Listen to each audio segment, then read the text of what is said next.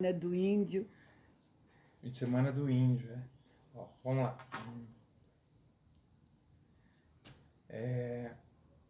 Hoje, 22 de abril, a gente está aqui na casa, né, da Roseli Penac. A gente veio fazer uma conversa sobre educação, sobre psicanálise, sobre os jovens, né, sobre assuntos que envolvem professores, que envolvem a sociedade de forma geral.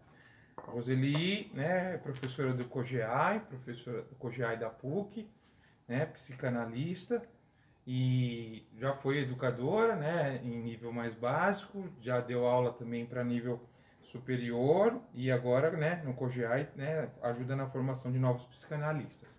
Obrigado, Rose, né, de ceder a entrevista para a gente e fala um pouquinho da sua formação, né, como você chegou a ser psicanalista, o que você fez.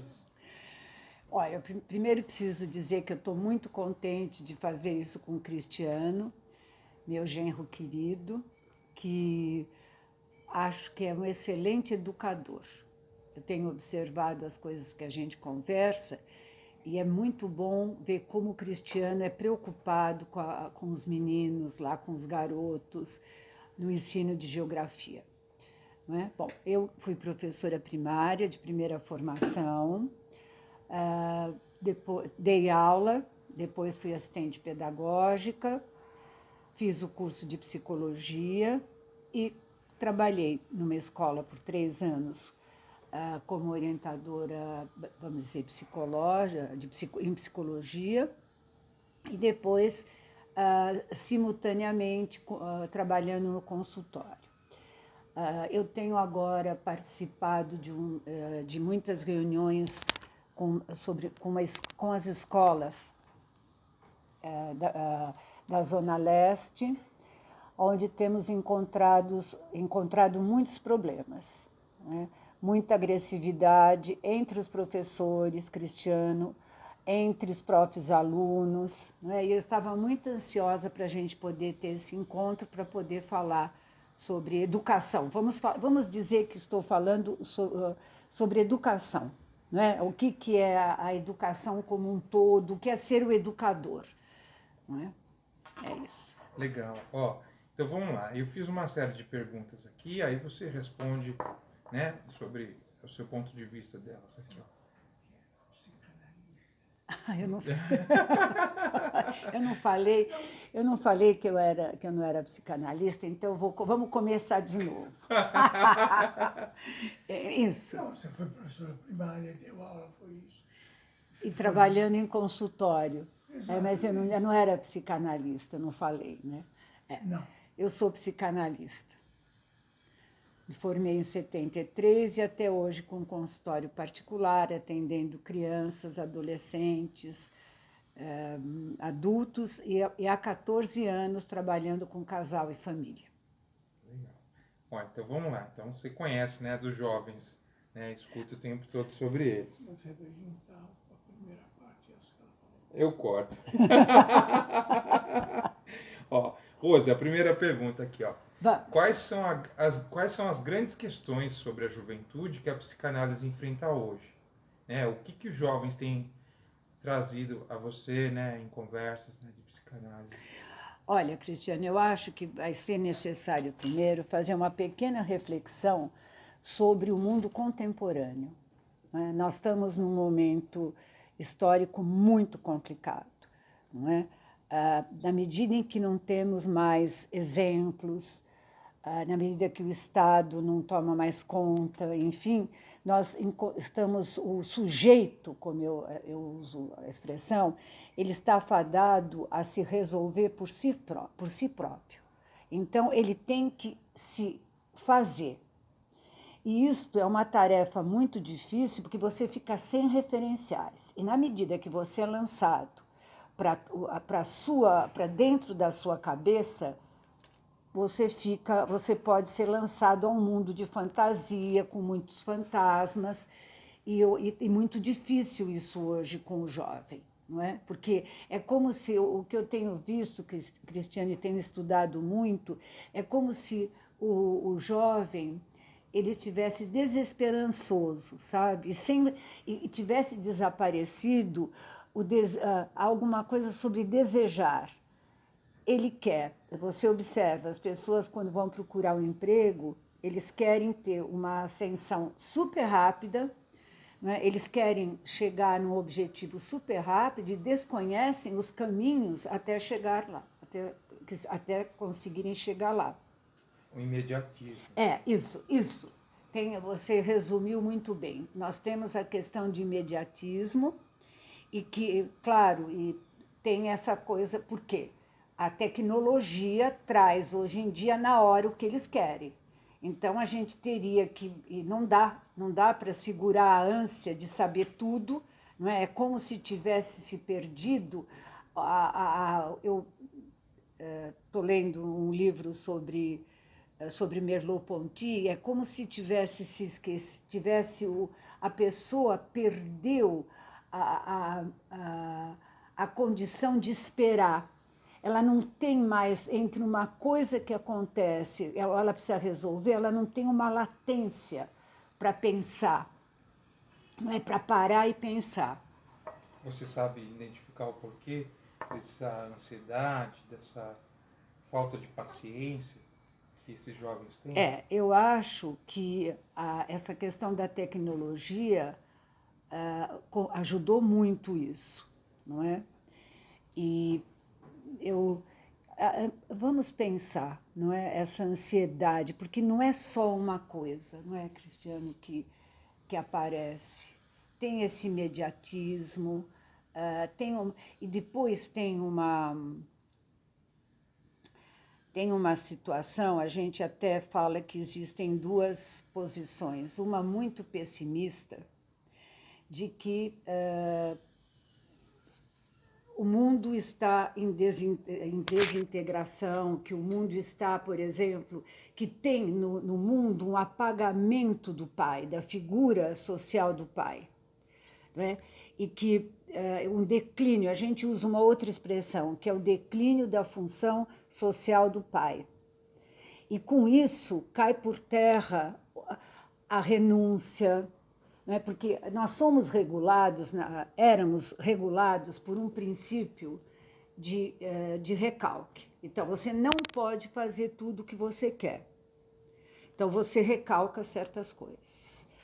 Como isto está sendo substituído, aproveitar a vida ao máximo, não pensar no futuro, viver o momento presente. Então, esta visão ela é pessimista e aponta para pessoas, para indivíduos perdidos. A gente poderia, numa linguagem até mais séria, a gente poderia dizer depressivos, psicóticos, né? Por outro lado, tem uma linha que entende o que nós estamos passando não de uma maneira tão dramática. Uma coisa é certa, como depois eu vou falar sobre a escola. É um final de um mundo, mas não o final do mundo, não é? Tem os autores da ala pessimista, não é? Imaginam que a falta dessa função paterna, da falta dessa autoridade, levará as pessoas a ficarem muito, muito perdidas. Eu, pessoalmente, não concordo totalmente com isso, porque a crise tem sempre um lado de envolve criatividade, envolve soluções diferentes. Então, não é um mundo que está acabando, é um tipo de mundo. Como, por exemplo, eu penso a escola. É um tipo de mundo. Agora, sim, você falou de função paterna, e muita gente que assiste, né, os vídeos que eu faço, eles não entendem exatamente o que é a função paterna. Então, assim, de forma simples, para um aluno numa escola, o que seria a função paterna? Tá.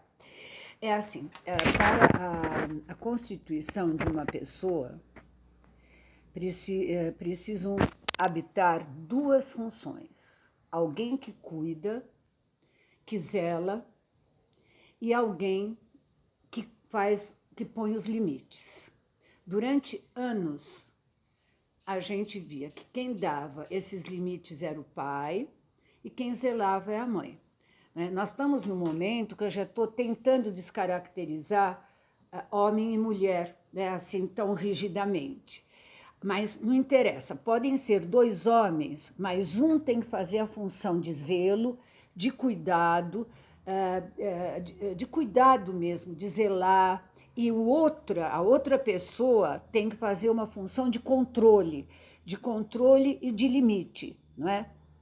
Então, isso necessariamente a gente tem visto que não é mais função do pai concreto, aquele homem com óculos, etc. Porque você vê mulheres fazendo isso mesmo num casal. Quer dizer, essas funções foram ficando muito diferentes com o passar do tempo.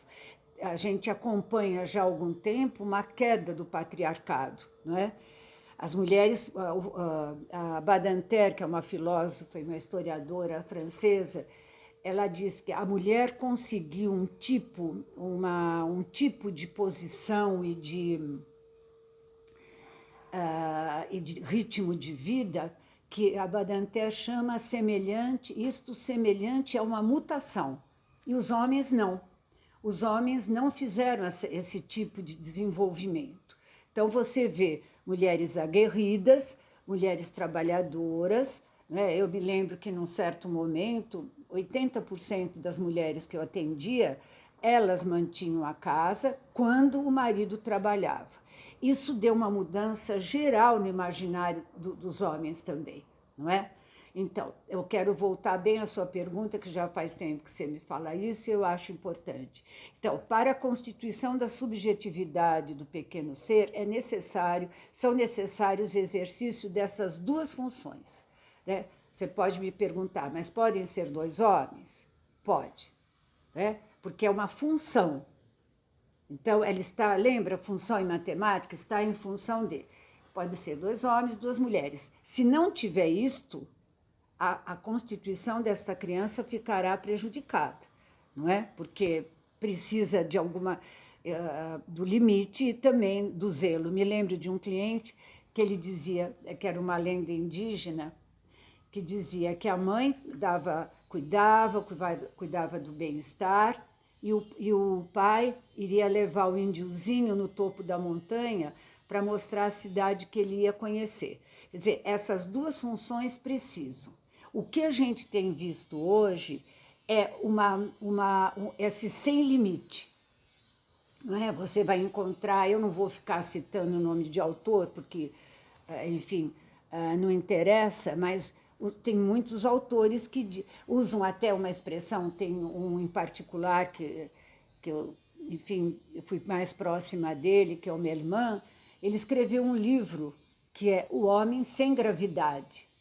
Eu acho o nome desse livro interessantíssimo, é Sem Gravidade, é como se... Sem limite. Sem limite, mas sem densidade, entende? Como se ele não tivesse gravidade. Pensa uma coisa sem gravidade, né? E ele tem uma entrevista bonita com o Lebrun, em que o Lebrun escreveu um livro, O Mundo Sem Limite. Eles são muito pessimistas com a visão, apesar, até fiquei um pouco, não decepcionada, mas o Merman é contrário a casais homossexuais adotarem crianças, não é? E ele faz um desenvolvimento interessante, muito interessante, mas ele continua batendo na ideia de que precisa ter essa pessoa, essa diferença, não é? Porque a diferença sexual não pode ser só corporal. Então, ele vai explicar e mostra muito bem. E a função paterna, agora eu olhei para você e pensei, eu tenho um texto que chama Declínio da função paterna ou fracasso da autoridade ou fracasso do professor. Você dá aula, você sabe. Se você se apresenta como autoridade total e absoluta, você vai ser questionado e os alunos levantam uma resistência grande. Pareceu que você queria me fazer uma questão. Sim, é bom. O pessoal fala que é a crise do macho alfa, né? O cinema tem tratado disso agora, né? E a questão né, dessa autoridade inquestionável. Isto. Agora, é claro que a gente não quer isto, né? Não quer uma autoridade inquestionável e tudo. E sábio é o professor. O Lacan tem uma expressão que ele tirou do Nicolau de Cusa, que é um bispo de 1500 e pouco, que ele fala isso com relação ao analista, não é? Que o analista deve ter uma docta ignorância. E eu acho que se o professor souber deslizar de uma posição de doutor para uma posição de ignorância, não é? Não encarnar o Todo-Poderoso que sabe tudo. É claro que o lado do saber está do lado do professor. Fala, Cristiano, você está... O professor se dispor a aprender. Isto, Cristiano. Esta frase, o Piaget tem uma frase, Cristiano, maravilhosa, que é assim, que se o professor não souber internalizar o que ele aprendeu e traduzir o que ele aprendeu de uma maneira original, ele não vai ser um bom professor. Então, se ele conseguir entender, encarnar aquilo e traduzir de uma maneira original, não é? Porque quem ensina, eu quero pegar o que você falou, quem ensina aprende. Quem ensina aprende. Eu não sei tudo. Mas se você... Veja, toda vez... Eu me lembro que também o meu irmão, numa conferência no Rio de Janeiro, muitos anos atrás, estava tendo uma grande onda de violência na França. Ele disse, até eu perguntei para ele, né? Ele disse, toda vez que uma pessoa não é considerada como sujeito, ela se revolta e fica violenta. Isso vale para professor e vale para aluno. Porque o que eu tenho observado na escuta das professoras é que professores e alunos estão com a mesma queixa.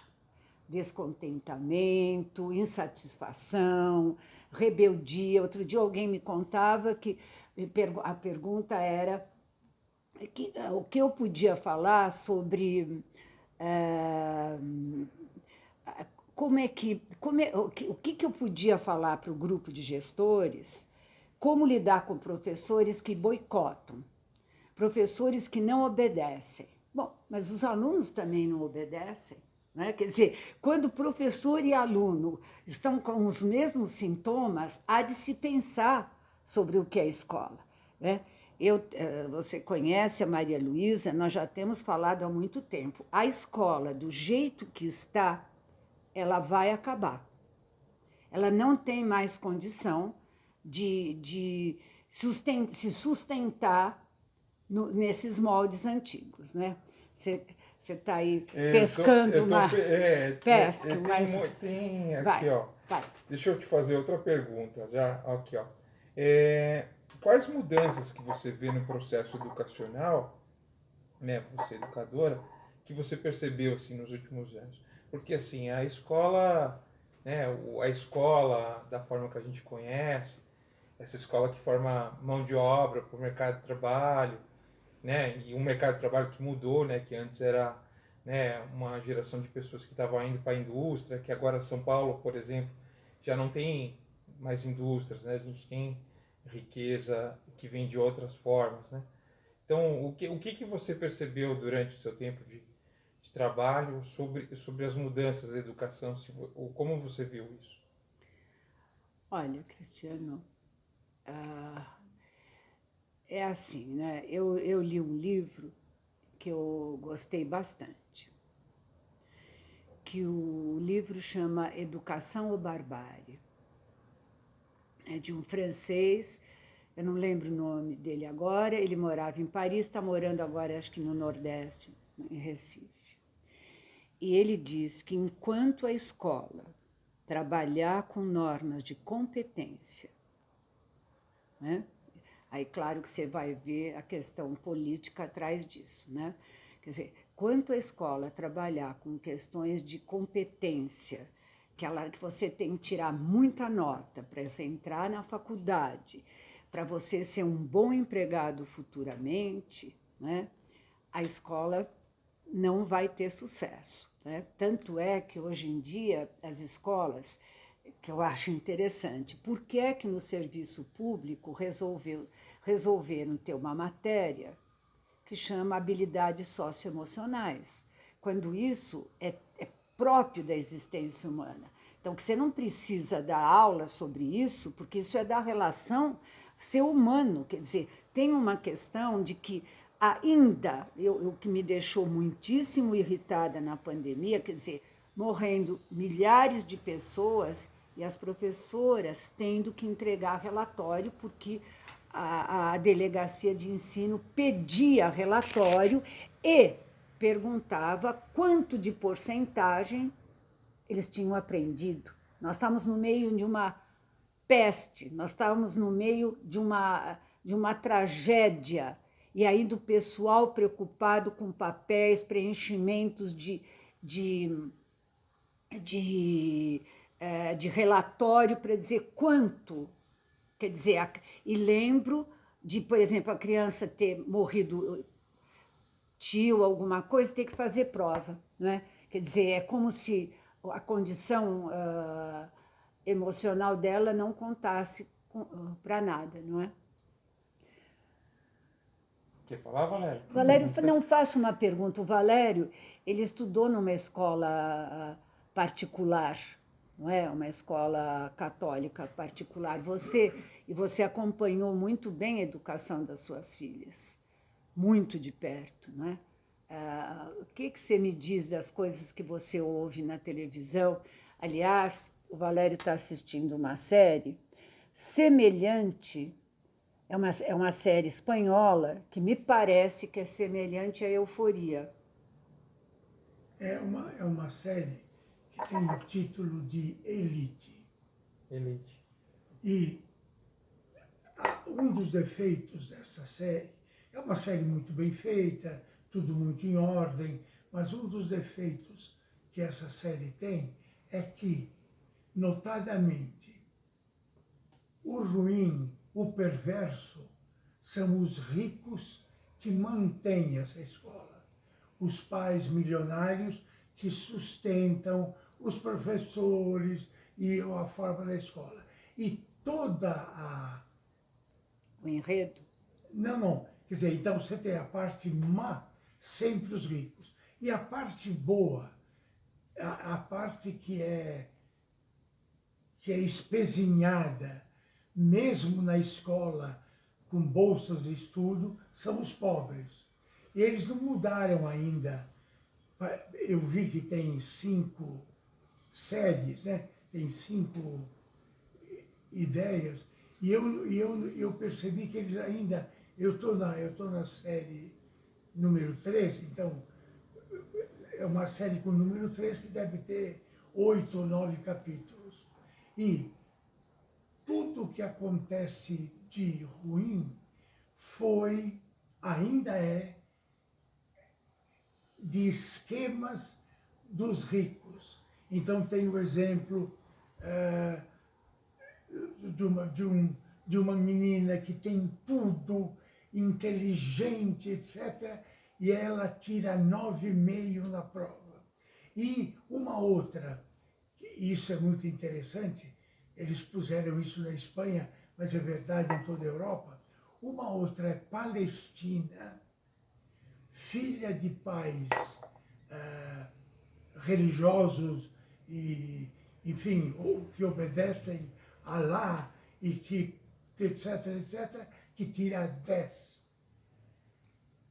Então, isso eu não assisto. Uma grande... Então, eu não tenho assistido, mas eu tenho visto algumas coisas e até tenho dito para o Valério, porque tem a Euforia, não é?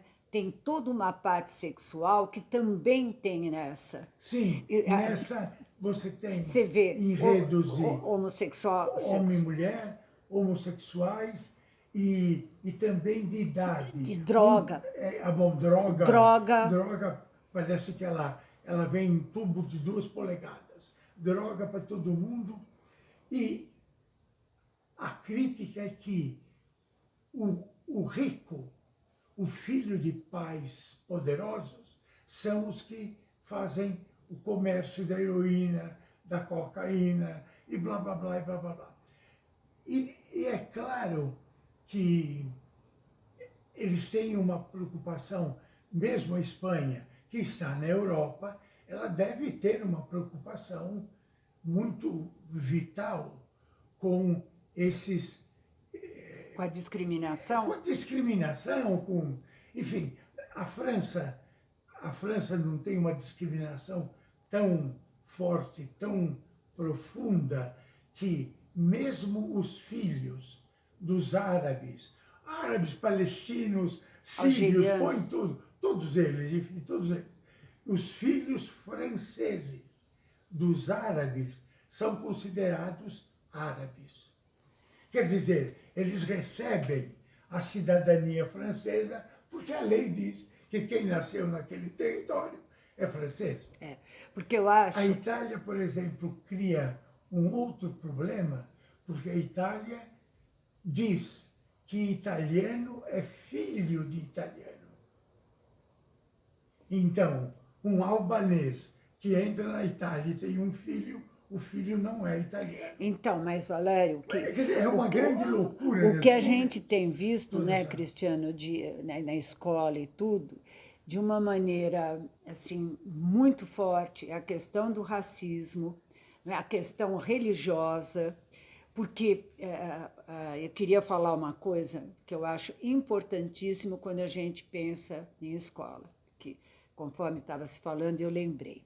Na medida que a pessoa ela fica solta para fazer o que ela quer, se cria paralelamente sistemas autoritários. E a igreja, seja ela qual for, vai tomando lugar, e vai tomando lugar bem tradicional, para fazer contraponto a essa coisa de sem limite. Quer dizer, a igreja toma a função paterna. Isso, perfeito, Cristiano, você já entendeu. Porque a igreja sempre ocupou esse lugar. A gente não diz... Seja qual ela for. Seja qual for. Porque não fala o Pai do Céu?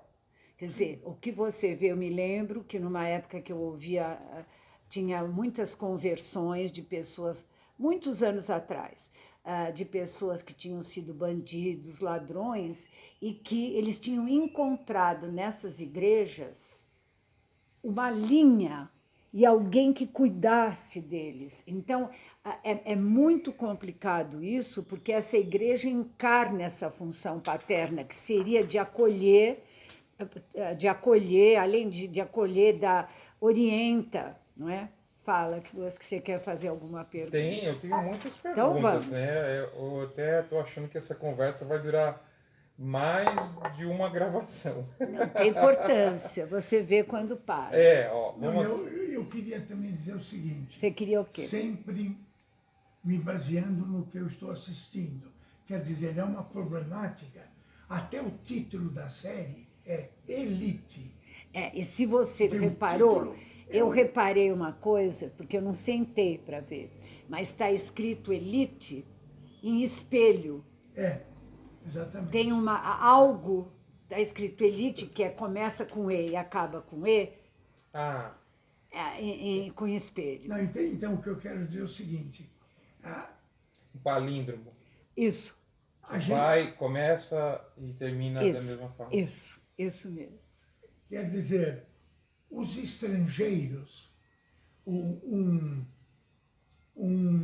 preto da Somália que fez tanto dinheiro, que é o rei das teletransmissões na África. Claro, tudo isso é inventado, mas o filho é mandado para essa escola na Espanha, porque a escola tem a fama de ser a melhor da Europa, e mais. uma porção de dotes. E ele é tradicionalista. A menina mais inteligente da escola, a Palestina, ela não pode tirar a burca, mas a escola não permite o uso do véu e de cobrir a cabeça, porque a lei civil da Espanha, da França, da Itália, de todos esses lugares, não permite que uma pessoa se cubra. São tradicionalistas de outra forma. Exatamente. Então, ela sai de burca de casa, Tira. tira a burca, que é o Isso. véu e a cabeça e tudo, e ela aparece num glorioso cabelo armado, que muda completamente Isso. Então eu queria a mostrar, fisionomia. nisso que você está falando, Valério. Cristiano, você viu o que o Valério falou? Sim. Quer dizer, ela tem em casa as questões da religião dela. Sim. Esta menina certamente terá problemas com identificação, porque ela vai ser igual quem? A mãe dela, a tia, a avó ou a professora do colégio. Quer dizer, essa questão da identificação nos jovens hoje está muito problemática. Daí a questão de uma porção de problemas como gênero. Entende? Que de repente virou uma moda, não é? Por exemplo, crianças querendo ser durante uma semana chamado de um nome, no outro de outro, porque está em jogo a questão identificatória. Você está vendo, por exemplo, a hora, Valério, que essa menina sai de casa, não é? Que deve ter todo o ritual lá da casa, e ela tira a burca, ela está pondo em jogo a identidade dela. Pois é. E é isso. Quer dizer, então, a série Elite, por enquanto, está focada somente nestes jovens de uma escola elitizada espanhola, de altíssimo nível, enfim, com todas aquelas prerrogativas do passado, né? Então, quer dizer, os alunos isso, para poderem... com uniforme, porque um uniforme. uniforme super sofisticado, né? Enfim, bom, vai, faz a pergunta. Ó, tem aqui, assim, muitas das pessoas que vão ver esse vídeo não fazem, eles nem não sabem o que é psicanálise, né? Então, assim, aliás, né, isso eu acho que dentro da cidade que a gente vive, tem pouca gente que faz. Então, assim, quais interações que a psicanálise tem com a educação, assim, né? De forma bem abrangente, né? Eu sei que você atende alunos de escolas diversas, né? E que pessoas adultas falam da formação delas, né? E de quanto período que elas passaram na escola foi importante, assim, né? E o que você tem para falar sobre psicanálise e educação? Tá. É assim, olha, eu acho que seria interessante eu dizer o seguinte: o Freud tem um único texto sobre o escolar. Só um. Ele não escreveu sobre a educação. No entanto, ele vai dizer que a sociedade como era, ela formava pessoas neuróticas, não é? Ele vai dizer isso, e vai dizer sobre família. Tem sempre várias leituras da situação. Eu diria para você, Cristiano, que a educação se beneficiaria muito sobre a questão da psicanálise, em vários níveis. Não é? Por quê? Por exemplo, para entender as características das idades, não é? Por exemplo, eu estou fazendo essa nossa conversa, ela não foi preparada, ela está sendo associação livre, não é? Sim. Por exemplo, vou contar um caso para você entender, não é, o que seria ler os problemas que acontecem numa escola a partir da psicanálise. Tá? Por exemplo, certas crianças, crianças adotivas, né, elas têm dificuldade sobre a sua origem.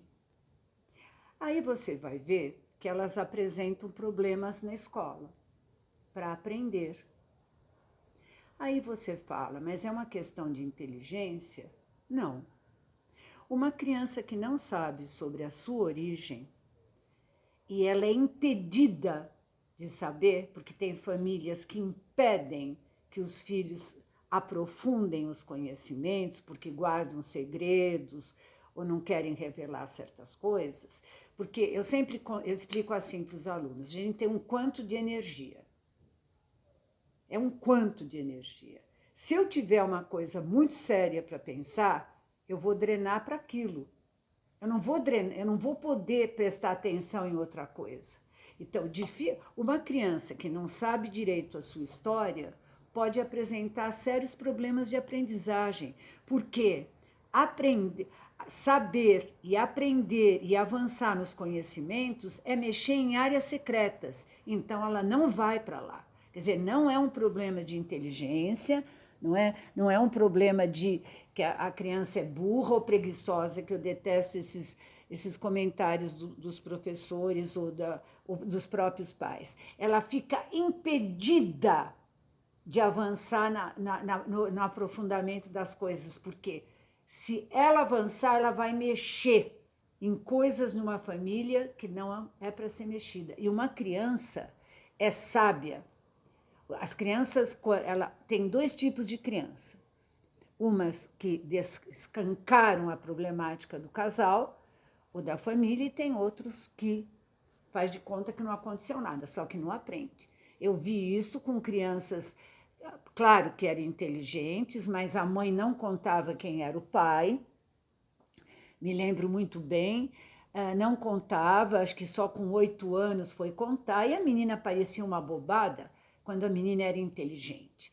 Então, você pode ver como a psicanálise pode ajudar. É uma leitura, entende, Cristiano? É uma leitura do fato, não é? É uma leitura, não é?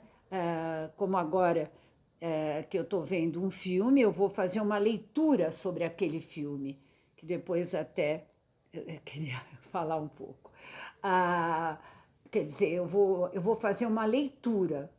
É uma leitura, é uma visão daquilo. Né? Que pode indicar um caminho de solução. Isto que eu estava conversando, não sei se vocês ouviram com a pessoa que me convidou, e ele falou uma coisa interessante, quer dizer, de dar o porquê que aquele filme traz uma certa problemática. O que a psicanálise pode falar sobre aquilo, não é analisar o autor, não é o diretor, não é analisar os personagens, é o que suscita na psicanálise. É trabalhar o filme com um paciente ou vários pacientes. Então, a gente toma cuidado, não é? A gente seria melhor tratar o filme como um sonho, entende? Como uma alegoria em que você faz também associações, não é? Tá.